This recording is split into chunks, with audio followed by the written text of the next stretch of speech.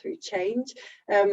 He has a wealth of experience, I'd say. So you've got experience in performance improvement, change management, HR restructures, business restructures.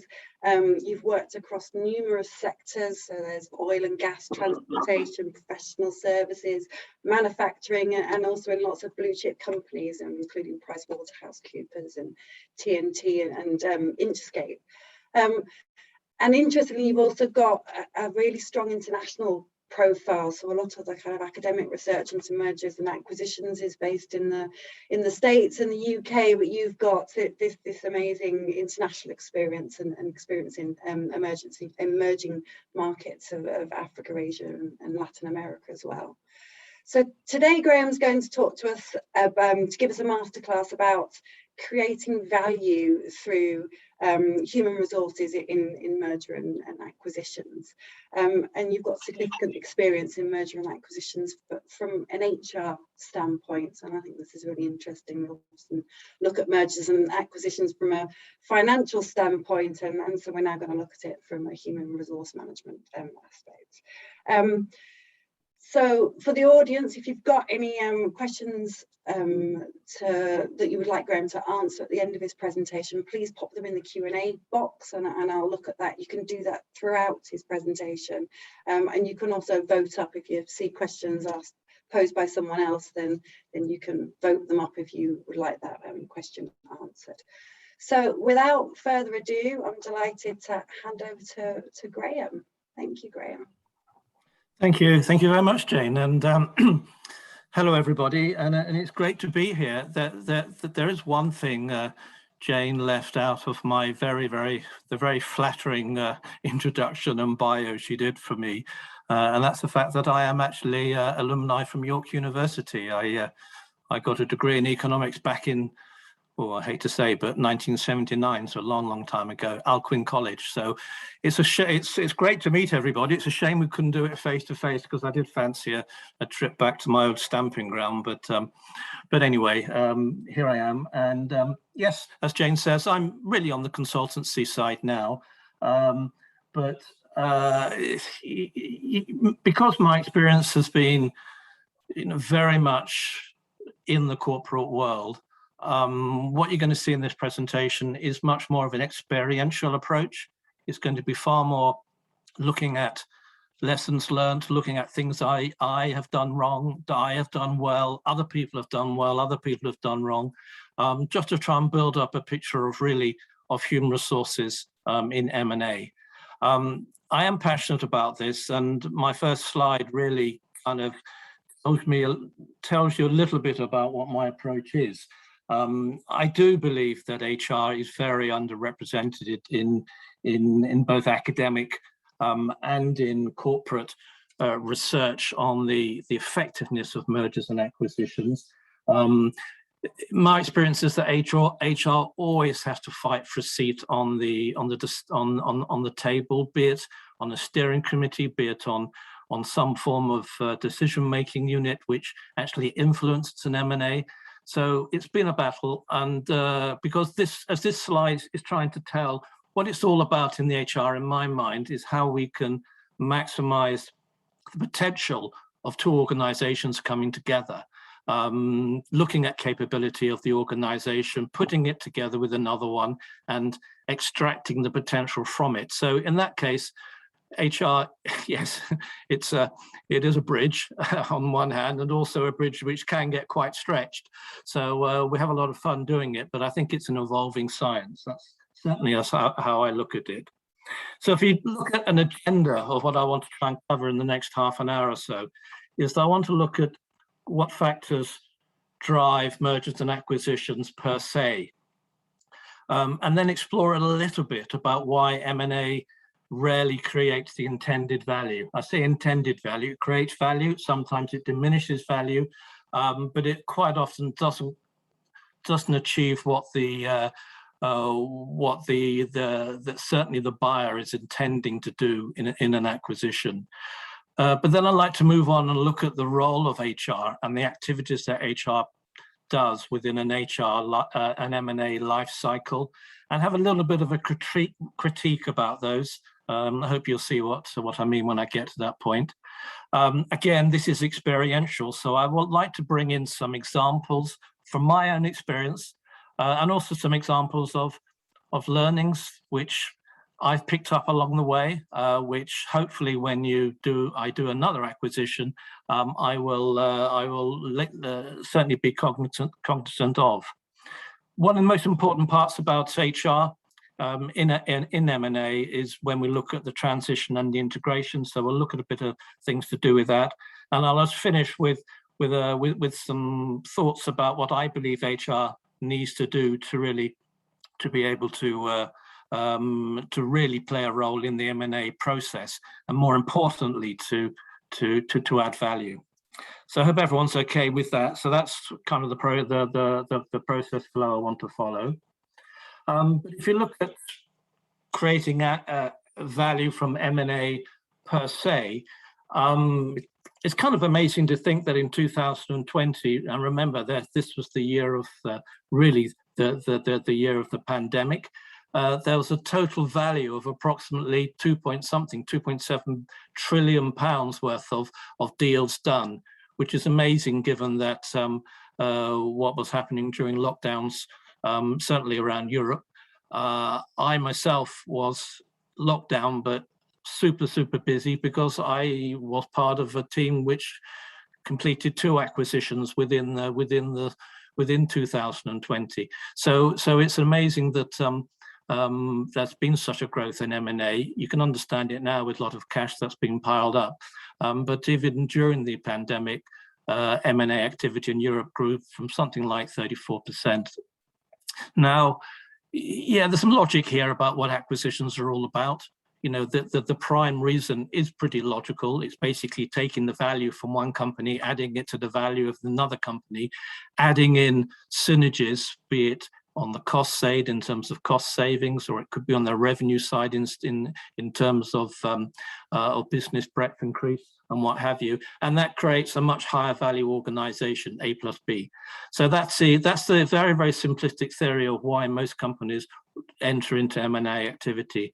Yet there is, and it's a big yet, in the HBR, in the Harvard Business Review in 2020, there's something like 70 to 90% of mergers or acquisitions really do fail or have failed to create the intended value. PricewaterhouseCoopers also say that in terms of total shareholder return, something like 53% of companies that were involved in M&A 24 months later actually performed below their industry peers. So, and there's evidence as well as of acquiring companies losing value as a result of an acquisition. So kind of it's a bit of an illogical approach that challenges the logic of creating value, A plus B.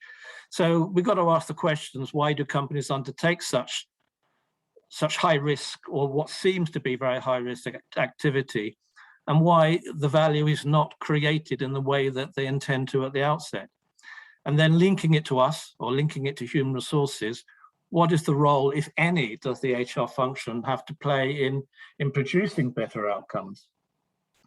So, you know, you've got to say, well, what does drive HR M&A activity to start with? There are some quite academic and straightforward reasons, primarily from a strategic perspective, which is normally linked to companies want to drive their top line revenue generation, or they're wanting to drive their bottom line cost savings. But they normally can be divided into economies of scale, diversification, capacity growth, and some opportunistic situations. And of course, this can also be qualified by aggressive activity, defensive activity. You buy a company because you want to stop someone else buying it.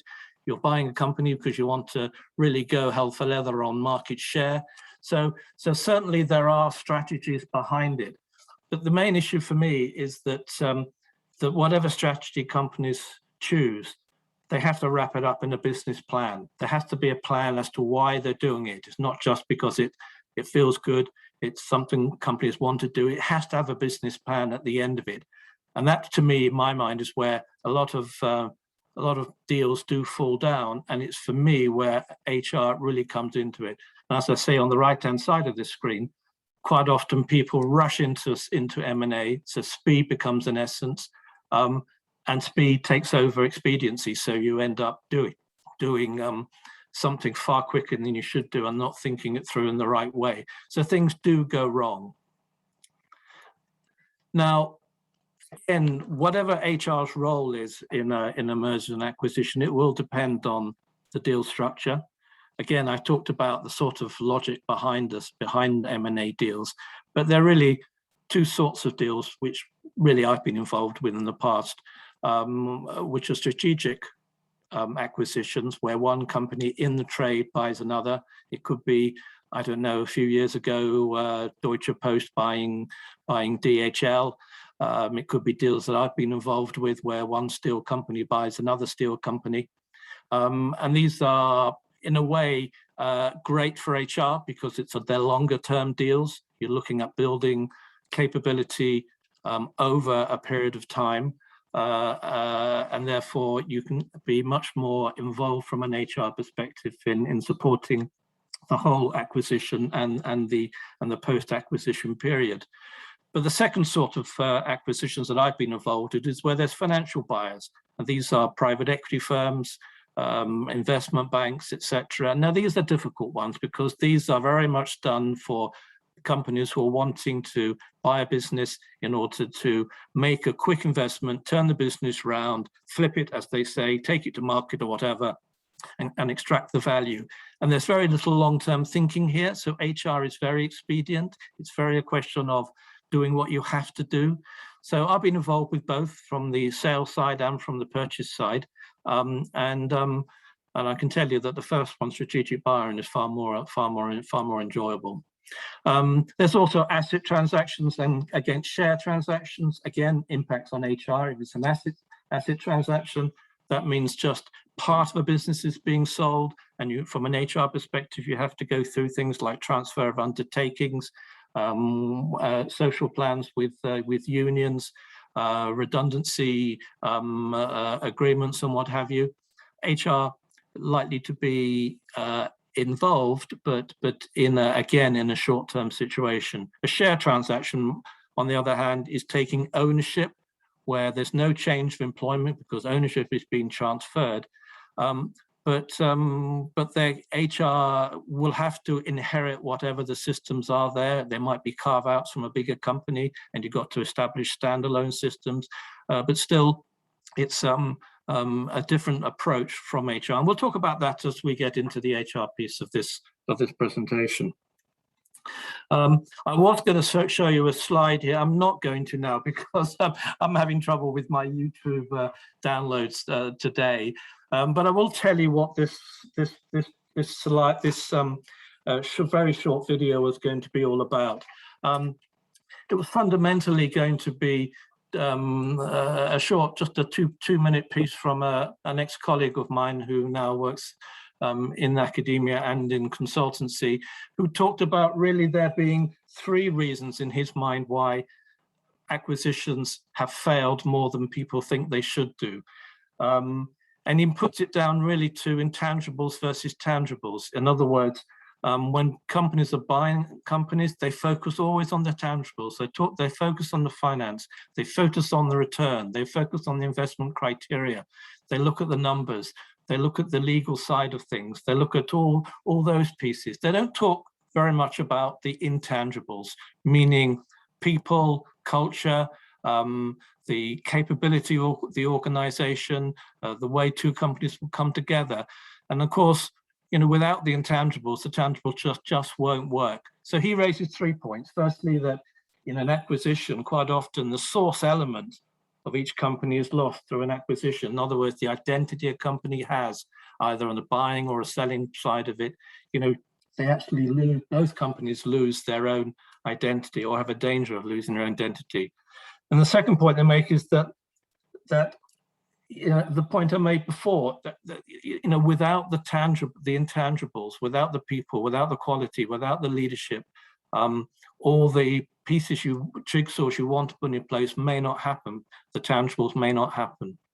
And the third point he makes is that minds and souls of the companies tend to sort of stay with the previous company. You know, that people don't like change by definition. And so there's a culture, two cultures coming together, both of which are conditioned to their own way of working. So that's really my introduction to really the people side of M&A, which hopefully you can see the relevance as to why the importance of HR in creating value with an M&A transaction. So, you know, there are reasons, of course, there are all sorts of reasons why an acquisition may not create the right value. Poor planning. I talked about the fact that the business plan is super important. Insufficient due diligence. You know, companies aren't researching well enough what the books, or they don't get access in a lot of cases to the books of the acquired company or the target company. Again, there's a lack of a clear strategy, lack of an end-game business plan, and people don't worry about integration. They buy a company, move on to something else, and leave people like me to try and sort out the company. So integration issues are important. However, the point I really want to make, which is the theme for this session, is that often cited is an underestimation of people and cultural issues. The lack of cultural fit we've talked about. Prior understanding and valuation of the target company's leadership. Do they have the capability and understanding of what the new business plan is? Do they have the ability to deliver on that? Are there organizational factors that differently? If one company is organized and structured in a different way to the company that's buying you, that will have a big impact on how those companies actually pick up the piece and actually start delivering. So insufficient identification of what the organizational factors are to meet the actual business plan. And I think from an HR perspective, HR don't get involved in enough of the stages of an M&A practice process. But we'll talk about those later, but you know, target identification, due diligence, the transaction itself, and then the integration. So the message here is that intangibles and tangibles are both essential, in my mind anyway, for a successful acquisition, and this really does create the role for HR in creating a value. Bit of experience here, bit of blast from my past. Anyway, I used to be head of HR for a company called Puma Energy, which is a midstream, downstream oil company based in Geneva. Quite aggressive, or very acquisitive. Part of Trafigura, a very aggressive oil trading company. We were on a big acquisition spree, and we bought ExxonMobil's businesses in Central America. So you can imagine a minnow buying a giant, certainly in terms of the total size of the business. You know, here we have ExxonMobil, multi-layered, strongly matrix organization, lots and lots of multiple reporting lines, disguised accountabilities. If you ask someone, who do they report to? They'll probably say they report to 5 people. They work through shared services. They have centers of expertise, and they're very strongly branded, like in Exxon's case with the Esso brand. And you look at us, or look at Puma Energy.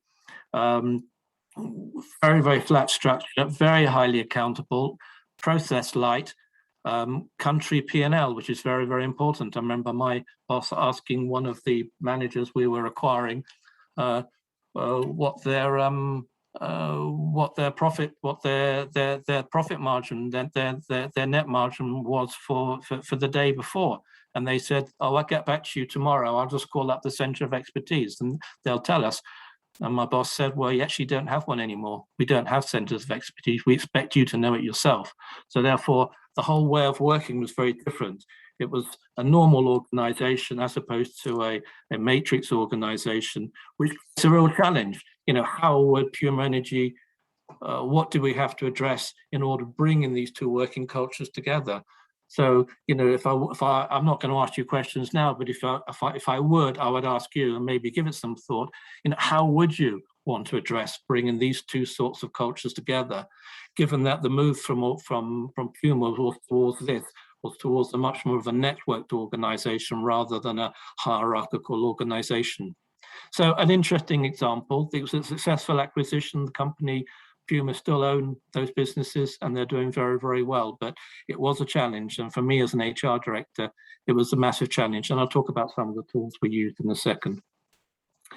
Second example is a Spanish company, Grifols, and this is me with my consultancy hat on, which was a major family-owned Spanish biotech company which made major acquisitions in the US, to the extent that 75% of the employees and 75% of the revenue came from the US, yet the head office was in Spain, and not just in Spain, in a very family-driven Catalan environment in Barcelona.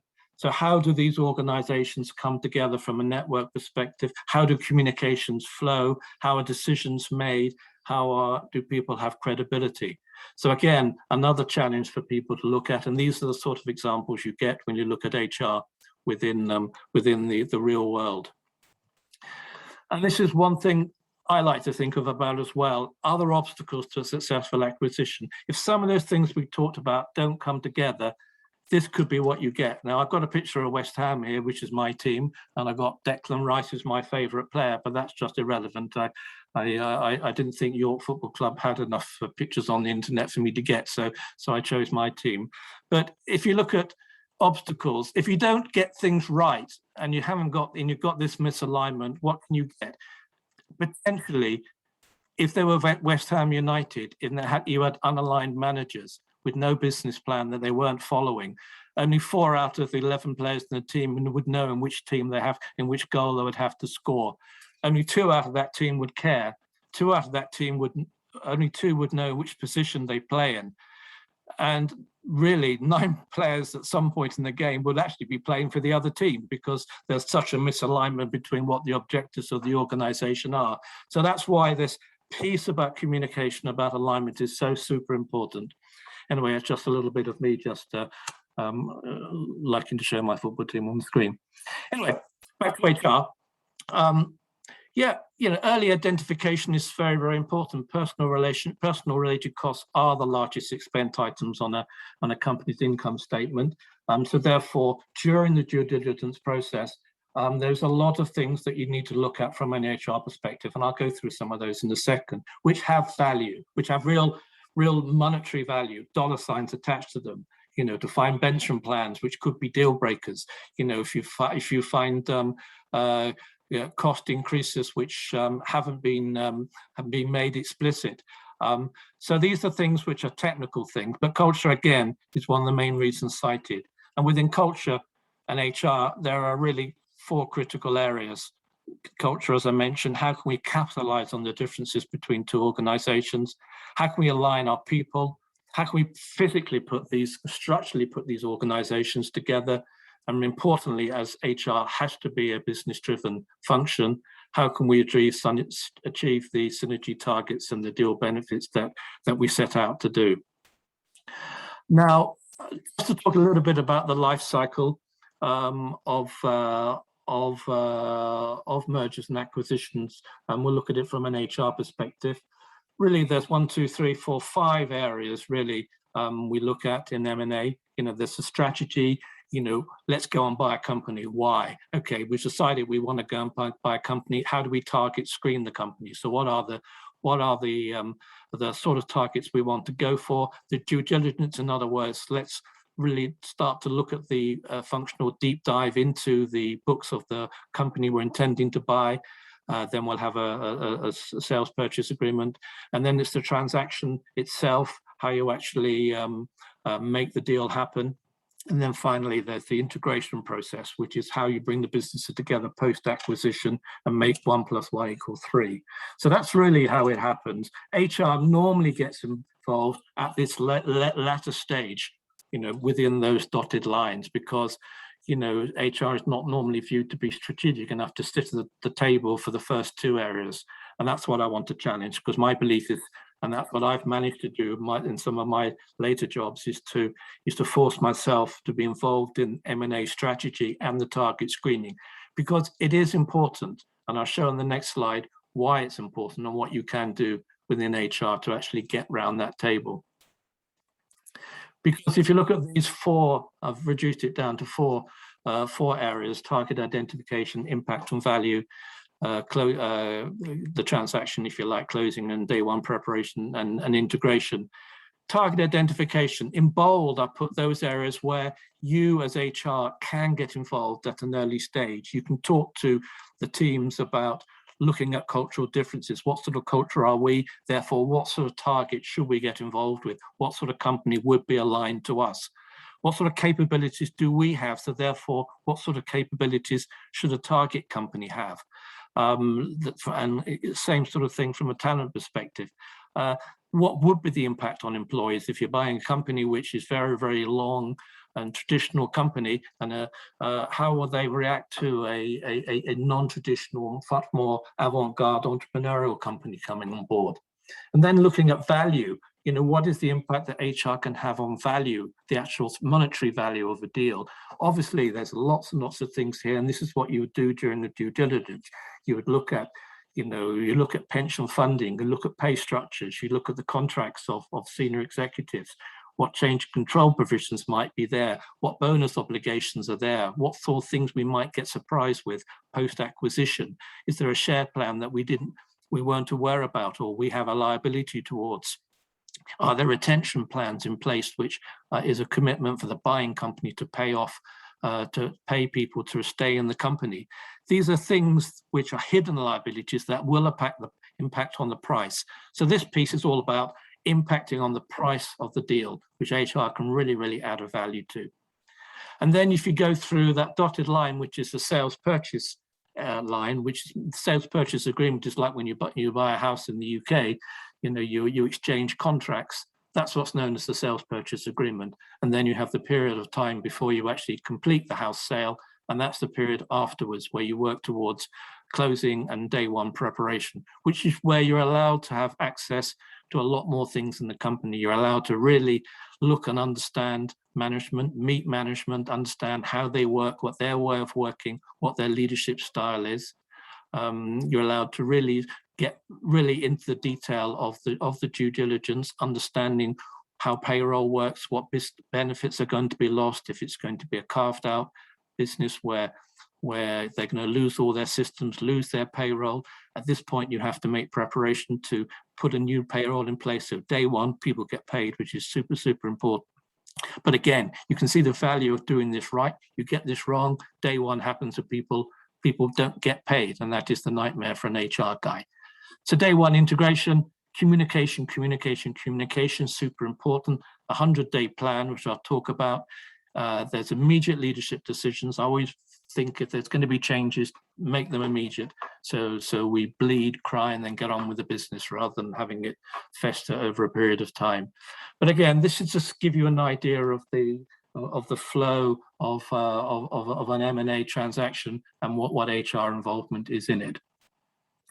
But what can HR do about this? Because what HR does have to do, and this is where I talked about what I used before, for HR to be credible, you have to bring to the table data points. You've got to bring tools which actually show management, show the leadership what HR is contributing.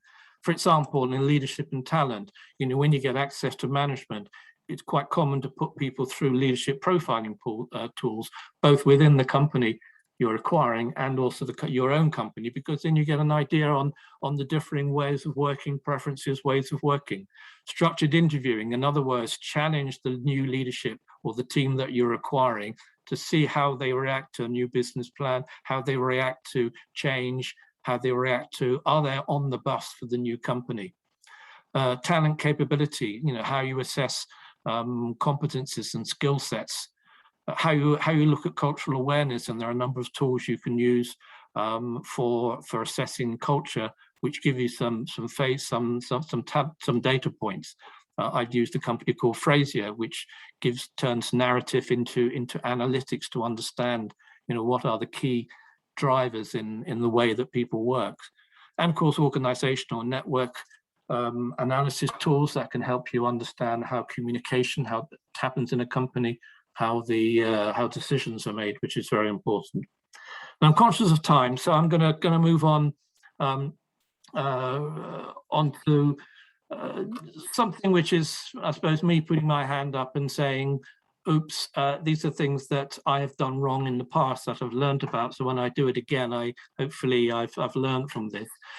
Just just taking 5 acquisitions that I've been involved with, one in the steel business, one in the aluminium business, one in oil and gas, or 2 in oil and gas, and one in contract logistics, where I've been involved with. Now, over that period of time, I've done things or had things happen within the acquisition which have detracted from value, unfunded pension promises, hidden change of control clauses that were hidden from us, retention payments, out of policy expatriate benefits, guaranteed bonuses that we weren't aware of until we bought the company.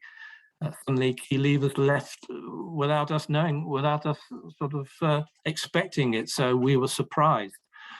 Even no working payroll on day one. So short-term fixes were required, which was super expensive. Share plans, we talked about that. Leadership teams unable to work standalone, etc., etc., etc. So these are things that I don't do now, I hope, but they're things that I have been involved with in the past, which have taught me that no 2 acquisitions are the same, and we have to learn from each one. A few words about transition, which is basically how you move from into day one and beyond day one, and what does HR do here?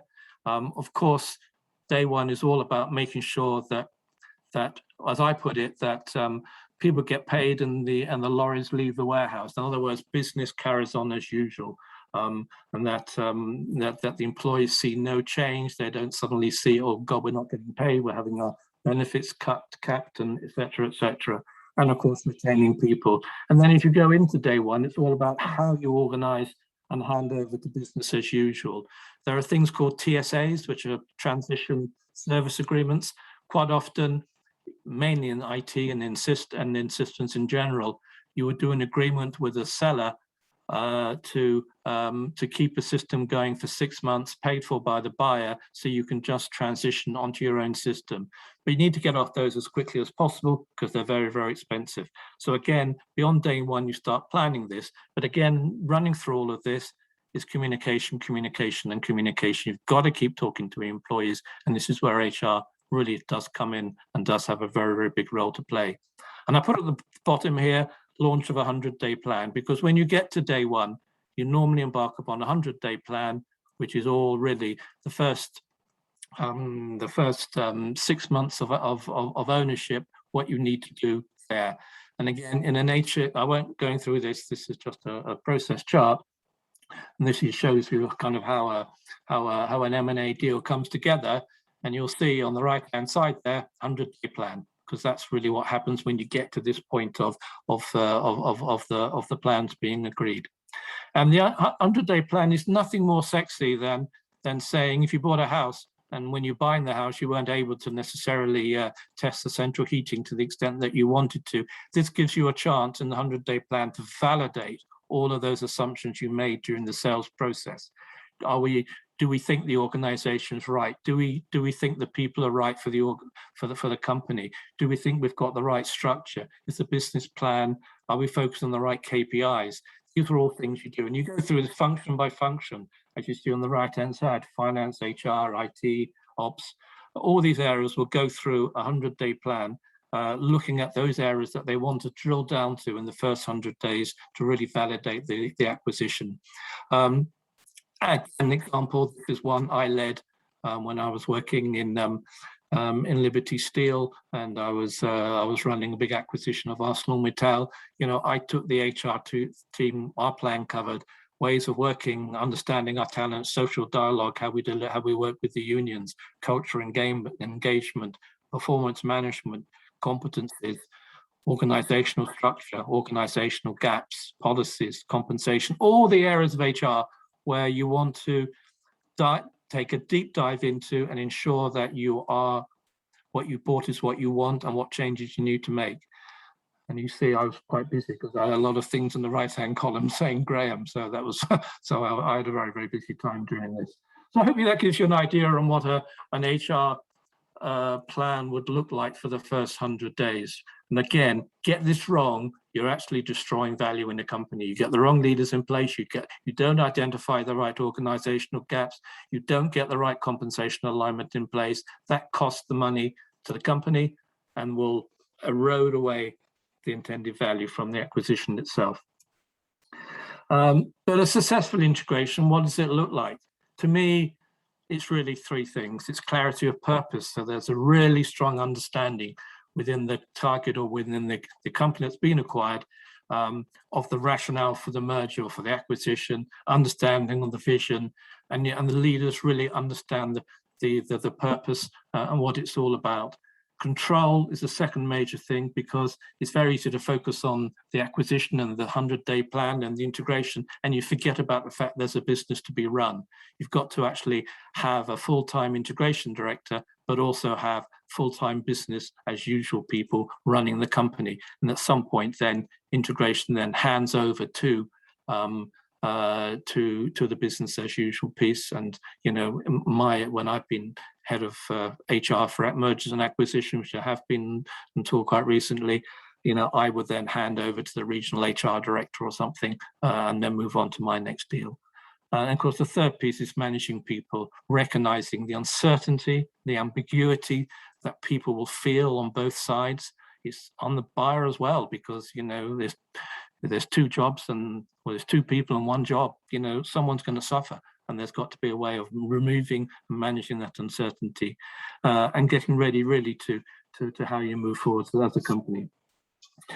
Okay, I'm going to move forward here a little bit, just to coming towards the end, to talk a little bit about barriers to HR impact, because there are barriers, and these are lessons for us.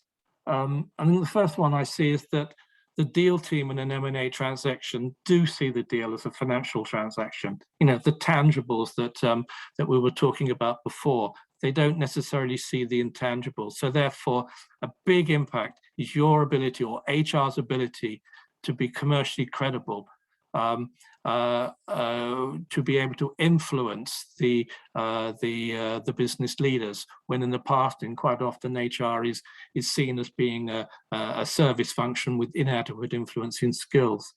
As I said before, one of the big barriers is HR entering the deal too late, only at integration. So you haven't got a way of flagging up red, or putting red flags in front of the deal team for them to consider, both from a monetary perspective and from a cultural perspective. So if a deal team has not set up a cross-functional steering committee, bringing in HR, bringing in IS, bringing in supply chain, bringing in finance, all the various areas, I think that's a big mistake. And again, I come back to the toolkits, to data points. So if you can bring in as many data points into the analysis you're doing to demonstrate value, that will again increase your credibility. But at the end of the day, this is always a challenge to HR, to actually step up and display the wide range of capabilities that can support tangible and intangible aspects of mergers and acquisitions. Right, okay, that's kind of coming to the end of what I wanted to talk about. A lot of words from me, but in conclusion, and really what HR needs to do, to repeat myself, you have to earn your right to be at the table at an early stage, certainly in the talent identification stage and the target identification stage. You have to be a commercially capable manager, wearing an HR hat, so you can talk the language of the deal team. You've got to be seriously credible to be able to influence the deal team when they may not want to listen to you. You've got to understand the process that takes you through to integration into the 100-day plan, and be able to hand over to the business as usual manager in an effective and efficient way. And again, the one thing that runs through everything, this is communication. To be able to communicate strongly and in structured value, speaking with transparency to both acquirer and target company. So really, that's kind of what I wanted to talk about. And I'll come back to my first slide, because I do like this slide, which is all about how HR can act as this bridge. We're going to get stretched. It is hard. It's tough.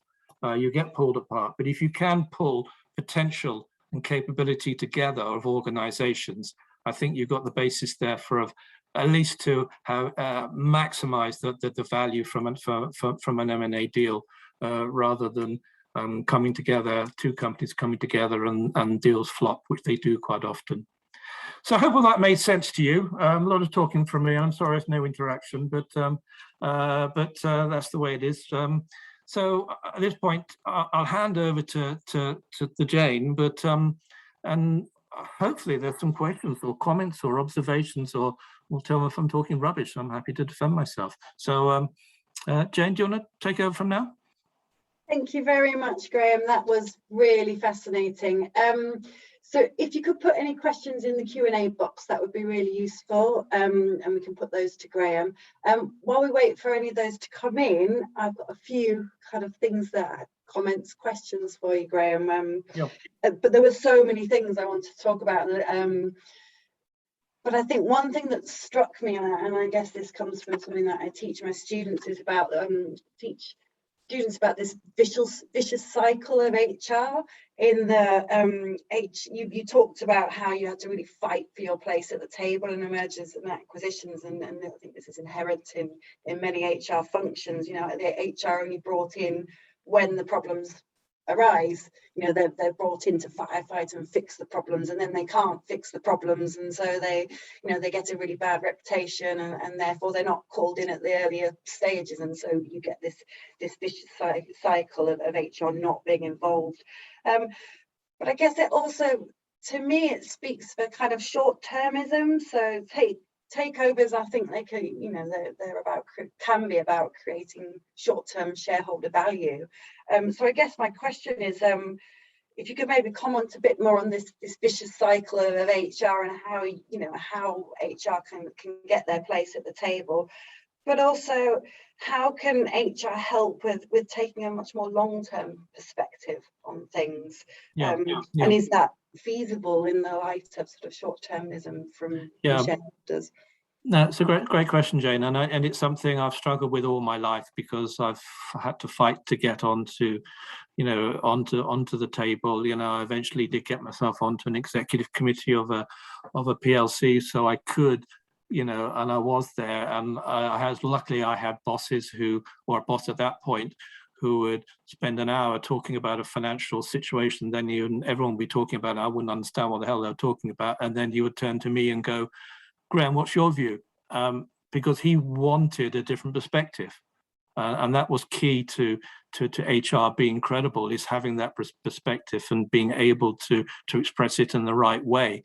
So, if you talk to any line manager, they all say that they're great people managers. It's the one thing they're really focused on, they're great people managers. Now, it's not that I don't believe it. It's just that there's a lot that goes into being the life cycle of people. People are a very, very important asset, but they are an asset that really does need to be managed. And as you say, there's a longer term perspective to it. If you start bringing in performance improvement areas within HR, such as coaching, such as in performance improvement plans, just looking at longer term incentive plans, or looking at how objectives are set, and what have you, you start understanding the longer term nature of human resources. For me, human resource management is all about being able to talk the language of the commercial of the business, to understand what the business means from an HR, from a people perspective, to be able to influence the people side of it, to support delivering the business plan, and being accountable, being highly accountable for delivery, because it's all about credibility. If you don't have the credibility, you won't get that place in the table. You'll just be brought in as and when the bosses want you to be there. So it's a difficult question to answer. It's a great question, but it's a difficult one to answer. But I'm a great believer of HR forming partnerships with line management, with commercial management, to actually work in partnership with them on people issues. Yeah, so I agree with you. I think it is a really difficult issue.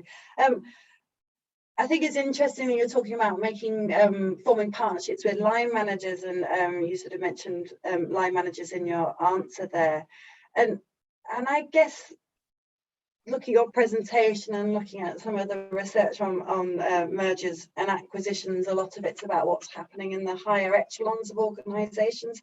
But could you maybe comment a bit on what organisations could do to include line managers more in mergers and acquisitions, and whether that would be beneficial and make the process more successful? Yeah, well, let me extend your own question actually, Jane, and say, yeah, line manager, but also take it down to another level, down into the workforce itself, blue collar and white collar, depending on what the sort of organization is. It's super important. I did sort of talk about the uncertainty that mergers and acquisitions create. And what happens in uncertainty, quite often people vote with their feet, or they don't perform, they take their eye off the ball. So the communication to line managers on an M&A process is so important at the earliest stage you can. Of course, there's confidentiality. You can't tell them too much. But one thing that I learned a lot, in fact, the last 3 or 4 years where I've been doing a lot of work with unions and social dialogue, managing consultation processes to do with mergers and acquisitions, be it European Works Councils, be it Works Councils around Europe, where you also have to bring in the line managers because you tend to partner with them, and that's a communication in itself. Is to talk as much as you can. Even if you don't got anything to communicate, still communicate it. I've had lots of meetings where I have to say, sorry guys, there's nothing more I can tell you about the M&A deal. All I can say is that, but I still want to have this meeting because it's important that we do talk about it. So if people feel that they're being communicated to, they will understand that there are certain things that senior management, senior executives can't share because it's price sensitive. Certainly if we're dealing with publicly listed companies, it is price sensitive. So you can't talk about things. But again, it comes down to partnership. When I talk about line management, Jane, I talk about management as a whole. In other words, not just senior or junior, but all management, people who actually they interface with their teams. A good line manager is also a very, very good HR manager. And so you have to sort of respect that those people need that sort of communication as well. And again, down into the blue collar workforce, with unions, what you don't want to have is a union sort of actually voting against a deal. Not that it will stop a deal, but it will create a hostile environment, which is not good for a harmonized approach. So you have to sort of be as open and transparent as you can. Yeah, so I mean, communication is clearly key. I think you mentioned in your presentation about how communication was important to get a shared understanding of the plan, I guess, going forward. But could you maybe comment a little bit more on, I think you also mentioned this idea about the sense of identity between the two organisations, and you talked a little bit about cultural fit as being a major challenge. What kind of things sort of helps? And I guess you talk about employees, and I'm thinking about their well. This is what I believe is the biggest thing, to be honest, of everything. That's why the focus of this presentation is all about tangibles and intangibles. I think the cultural fit is very, very important, and an identity. And I can give you some examples. I talked about ExxonMobil earlier on. Now, ExxonMobil, all the employees walked around with. Certainly a blue collar level, they all walked around with Esso on their shirts. They went home at night and they said, hey, I work for Esso, I work for ExxonMobil, this is our culture, this is a great company. And then suddenly they're bought by this little known company called Puma Energy. So the culture is super important, because culture, there's no definition to it, but it's really defined by the way things are done around here, the way people work, the way decisions are made, the way people are engaged. And there can be very, very different cultures. You can have, as I said in my example, you can have a very top-down sort of hierarchical, slightly bureaucratic, process-driven company which generates its own culture, where people are not expected to put their head above the parapet because it might get blown off, alongside another company which is very entrepreneurial, very, very hierarchy weak, very process weak, where everything is all about results. And this often happens when a private equity company acquires a PLC or a private company, because private equity firms they're famous for not worrying about process. They're always worried about accountability and delivery. But the culture is important, and once you sign a sales purchase agreement, then the most important part of that process is then to get to understand structured interviews with each of the managers, the key leaders from the target organization, to understand how they work, how they make decisions. Again, this piece of software we've used to translate narrative into data points to show where the differences might be, or the cultural gaps might exist between one company and another. It doesn't help you to close those gaps, but it helps you to identify where those gaps are and to be aware of them when you come to actually consummate the deal. And you can, of course, start to do things about it. You can say, well, actually, I don't think that guy has got the right cultural fit for our organization. He hasn't got the buy into the sort of way of working that we're looking for. We need to be careful about this and make contingency for it. So the cultural fit, to me, and I think hopefully it's come out in the presentation, is probably the one key thing that it's really held up to being a reason for companies coming together and actually failing, or certainly not coming together and working in the way that they should do. I mentioned also DHL and Deutsche Post. Deutsche Post bought DHL 10, 15 years ago. As soon as the acquisition was announced, I know I was working for TNT at the time, and we had a project to try and extract as many people as we could from DHL, because the people were queuing up to leave. They wanted to join us because they didn't want to work for the sort of culture that they perceived Deutsche Post to be. So it is very, very important. I think that's about all I have time for now, as we're approaching 5 o'clock. I'd just like to thank you ever so much, Graeme, for it's been an absolutely fascinating and insightful presentation, and certainly a lot of food for thought, and a lot of you've really kind of emphasized and illustrated just how, I think, interesting an HR career is, but also how tricky and challenging that can be as well. Carolus, is there anything further from you? I'll hand back over to you. You're on mute there. Sorry, I just wanted to thank you very much, both of you. Graeme, thank you so much for this very fascinating presentation, and it was really interesting to see how to what extent can HR go, and a different context actually to see that HR works as well. So it was great. It was a great and very insightful, as Jen said, presentation. So thank you very much for your time, and thank you very much for taking the time to prepare this presentation. And of course, thanks so much, Jane, for the questions. I mean, your expertise speaks itself, and it was really interesting to have these questions, because this helps us also as an audience to understand better this masterclass today.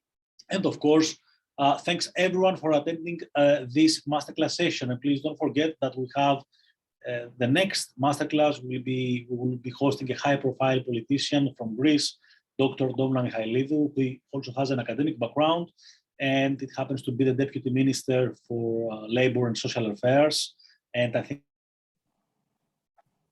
someone who is leading this agenda in a country that's currently undergoing an immigration crisis, for example, and many other diversity-related issues. And I think it will be great to be there as well. So yeah, again, until then, thanks everyone. Take care, stay safe, and I will see you again on the 8th of December. Thanks everyone. Thank you.